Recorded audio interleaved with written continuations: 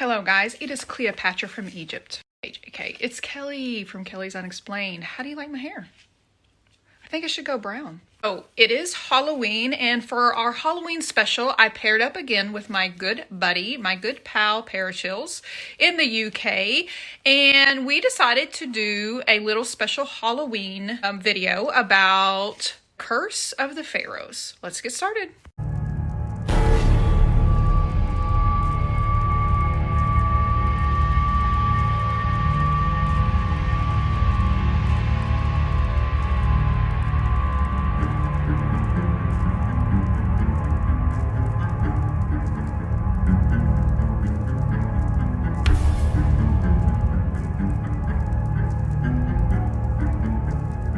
Curse of the Pharaoh. Most people didn't know about him until 1922 when Howard Carter ran across his tomb. Because his tomb had a large variety of artifacts and treasures, it became a hit immediately.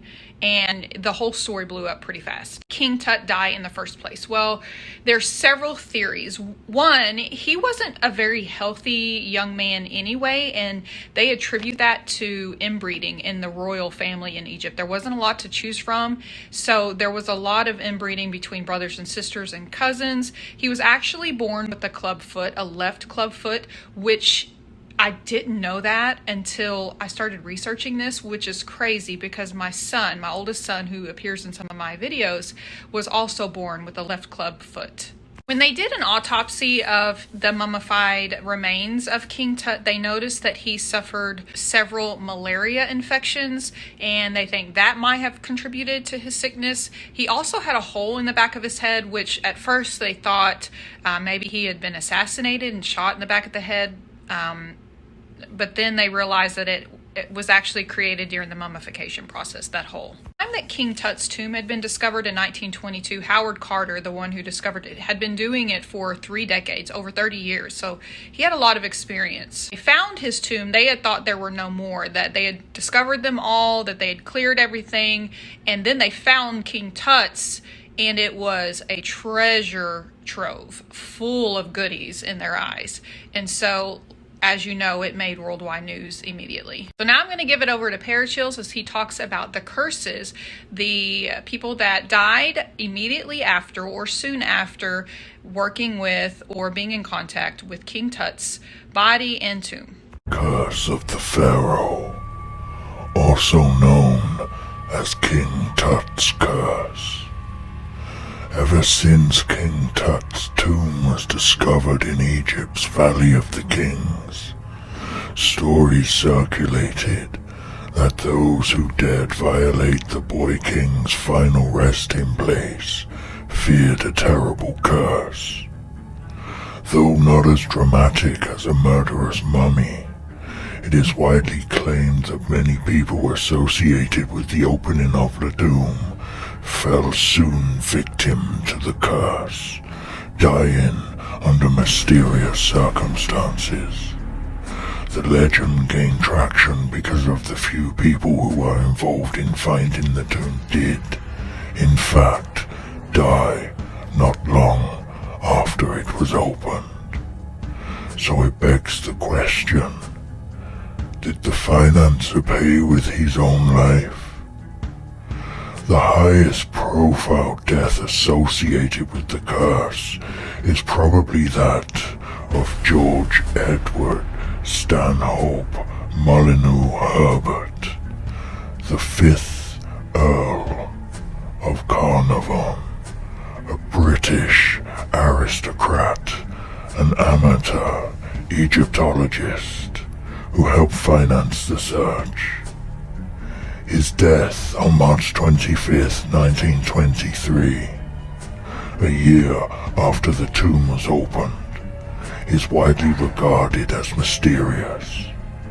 But, in fact, he suffered from poor health before he arrived in Cairo, and in any event, died from a deadly mundane mosquito-carried disease. The idea of a curse was promoted by no less than a prominent person than Sherlock Holmes' creator, Sir Arthur Conan Doyle, who also wrote a book explaining that fairies were real. There were many dozens of people connected in some way to opening King Tut's tomb, and out of that many people, some unexpected deaths would be expected by random chance. In his book, an encyclopedia of claims, frauds, and hoaxes of the occult and supernatural, investigator James Randi notes that the average duration of life for those who should have suffered the ancient curse was more than 23 years after the curse was supposed to become effective. Carnarvon's daughter died in 1980, a full 57 years later. Howard Carter, who not only discovered the tomb and physically opened it, but also removed the mummy of King Tut himself, lived until 1939, 16 years after that event. Not only did Carter live to a fairly ripe age of 64 before succumbing to cancer, but Sergeant Richard Admonson, a member of Carter's team who guarded the burial chamber around the clock for 7 years, and was the European closest to King Tut's remains, lived for another 60 years until his death in 1982. And he is not alone. Randi notes, this group died at an average age of 73 plus years, beating the actual tables for persons of that period and social class by about a year. The curse of the Pharaoh is a beneficial curse, it seems. So where did the curse come from? According to Randi, when Tut's tomb was discovered and opened in 1922, it was a major event. In order to keep the press at bay, and yet allow them a sensational aspect with which to deal, the head of the excavation team, Howard Carter, put out a story that a curse had been placed upon anyone who violated the rest of the Boy King. Carter did not invent the idea of a cursed tomb, but he did exploit it to keep intruders away from his history-making discovery. In fact, the tombs of all royalty, not just King Tut's, were said to have exactly the same curse, and had been opened with no resulting evil effects. Howard Carter was far from alone in making an effort to scare away potential grave robbers with the threat of a supernatural wrath. Indeed, a famous writer offered a very similar curse. Blessed be the man that spareth these stones, and cursed be that he that moves my bones. This is William Shakespeare's epitaph, dating back to 1616. Though the world's best-known dramatist, Shakespeare was not being dramatic when he wrote these words. Instead, he was trying to prevent something unsavory that neither his fame nor fortune could deter, his corpse being dug up by grave robbers. These anatomists, the world's best-known dramatist, Shakespeare was not being dramatic when he wrote these words. Instead, he was trying to prevent something unsavory that neither his fame nor fortune could deter, his corpse being dug up by grave robbers. These anatomists did not convey the bird's body out of spite or malice, but instead wanted it, for the sake of silence, to sell to doctors for medical use in schools. Shakespeare was one of many at the time concerned about post-mortem theft. Grave robbing was quite common during Shakespeare's time, and long before. Whether Howard Carter, King Tut, or William Shakespeare truly believed in curses is irrelevant.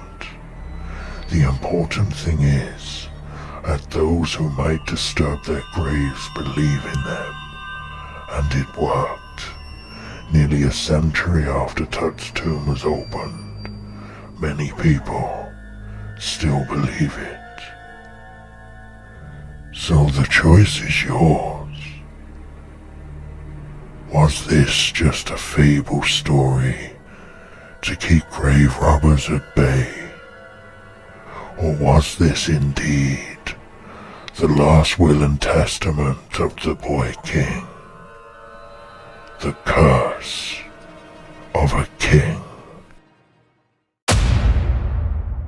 According to the British Medical Journal, they published a study in 2002, and the study was about the average age of a person during that time period, a male, their ages, and how long they normally lived, to see if these guys that touched the tomb, that had anything to do with it, lived shorter, regular, normal, or longer than the average person. And they found that they lived just about as long as everyone else. So they debunked or disproved the theory of a curse. Your call. They did think that there was some poisoning in the tomb, not on purpose, but like a mold poisoning. Kind of like the poisoning we have in our buildings, like asbestos, that they may have come in contact with some airborne pathogens, airborne molds, and that got into their lungs. But it was known that Howard Carter was sick actually before he even started. And then if he came in contact with those molds, that obviously wouldn't have helped his case. There you have it, folks. It was fun dressing up as Cleopatra, and it was even more fun hanging out with my good friend Parachills and his creepy cool voice. I hope you have a happy and safe Halloween. We love you. Don't forget to subscribe to our channels. I'll put that down at the bottom in the description box. And like this video if you liked it. I mean, hey, I got dressed up for you. Have a good time, guys. We love you. Bye.